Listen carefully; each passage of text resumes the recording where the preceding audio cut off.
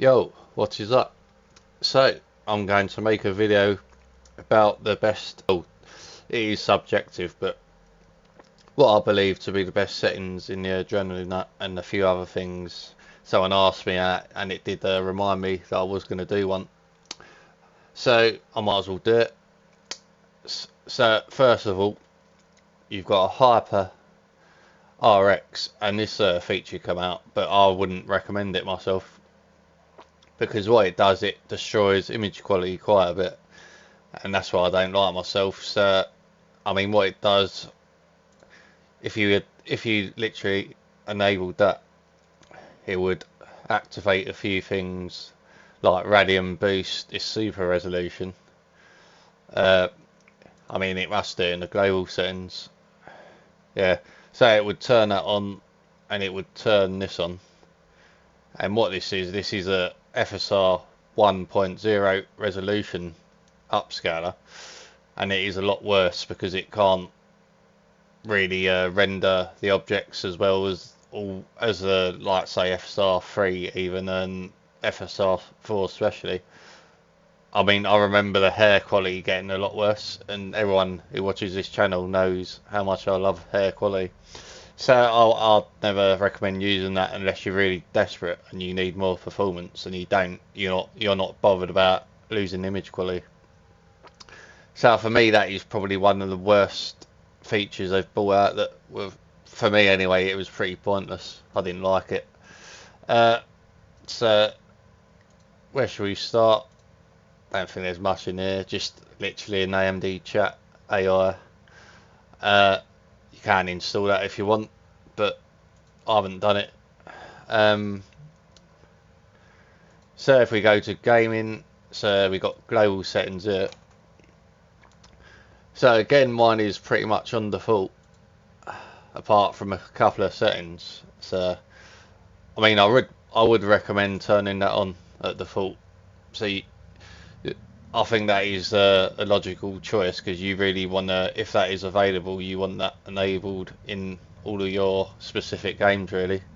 So that what that will do, that will just enable it. This isn't supported, but a game that is like Stellar Blade, so that will just enable that. So I think that is pretty handy, because there might be a game you don't know as FSR 4, and it will just literally enable it, which is pretty good. The other thing is this frame rate target control. So this caps your FPS. So I've got a 240 Hz monitor, so I'll cap it by 3, because that is what you're supposed to do to avoid any potential screen tearing. And the idea of this is, if you say you capped at 240, there's still a possibility you might get some screen tearing, so that's why you do that. So if you've got 144 Hz, you would cap it at 141. So again, everything else I'll just leave on default, because that is game dependent. That does work really well. I do like that feature in a lot of games, but some games it may make it overly sharp. So it depends on the game. I mean, a lot of these settings are really, I mean, this is a good setting if you're getting a crash in a game, so you can reset the shader catch. So say you got a game that's literally it says fatal error. I had that in Avowed. I did have it in Rebirth. You press OK, and it will reset all the shaders.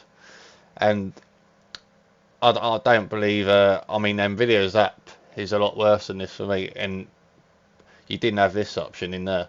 But that's why I really like the Adrenalin app, because there's options like that. So it's literally, I think with Nvidia, I remember having to go somewhere else for it outside the app. So it's a lot of mucking about. I'll just show in this. I really like everything about the app. It's very, very user friendly for me.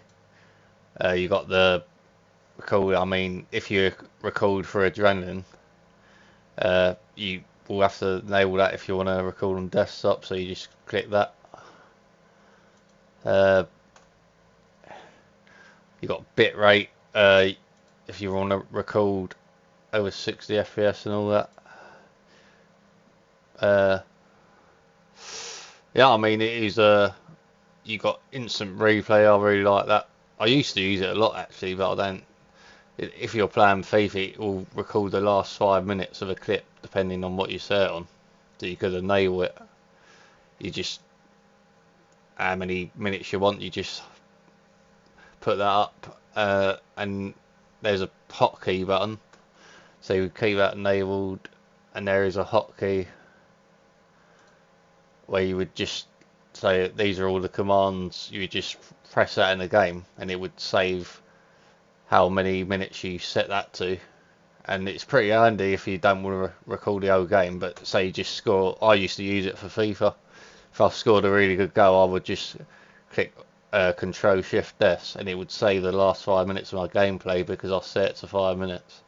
So that is pretty handy. That, although sometimes it may affect some games with some crashing, but I think they fixed that ages ago, AMD. So I wouldn't worry too much about that.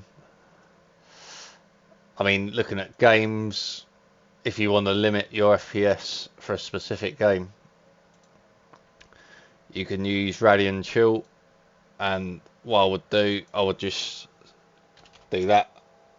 Well, not, I would just do that, and that's basically, that will cap your FPS to 237, because obviously I've got a 240 hertz monitor. You can do idle, so say you want it when you're not, say you just go off somewhere for half an hour, leave the computer on, you can do that. Generally I will just do it the same number as that. So anti-lag is obviously, if you put fluid motion frames on, you want that on, that comes on anyway, and then you want high and quality, that's what I'll do anyway, so the image quality doesn't get worse. So yeah, I mean, for me it's a really good app.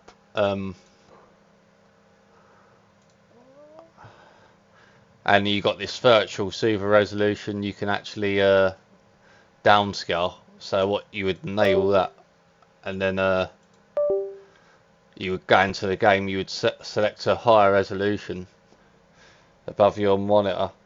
So say you only got a 1440p monitor, you could get a 4K image and downscale it, and it would be slightly better quality, but then it's obviously a lot more demanding. So you have got this, so if you got more than 8 BC color bit rate, you can change that. So I've got 12, so I'll just leave on that. The color, this is pretty good. Oh yeah, that's basically like G-Sync on Nvidia, so this is AMD's version of it. You want that on to help with screen tearing and all that. That's pretty good for color accuracy. This I'll enable, so I'll enable that, and I'll just put it up to 120. Again, it's my preference, it's subjective, and I do really like this because it just brings the colours out a lot more, because I just don't like washed out colours, and this seems to make it even better. I really like this feature, Vivid Gaming. I mean, it's a shame I can't show it off because I've tried recording with it on and off, and I can't see a difference, but you literally see a difference when you're gaming yourself and looking at your monitor. So it seems to be locked at driver level or something, so you can't literally show it off, which is a shame. But I really like that. So I did notice a big difference with the vibrant colours when I enabled that. So yeah, I mean, I do, again, this is good. I mean, it did work pretty well in games. Tried it off in Rebirth and other games.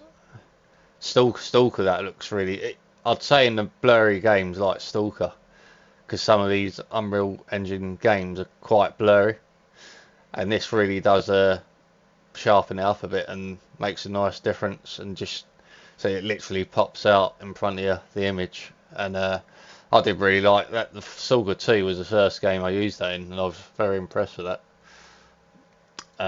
Obviously you got the AMD fluid motion frames. I mean, everyone pretty much knows about that, but obviously you turn that on. Yeah. So, I mean, for me, it's a really good app. The last thing is probably looking at metrics. So you can actually change your colours, which I quite like.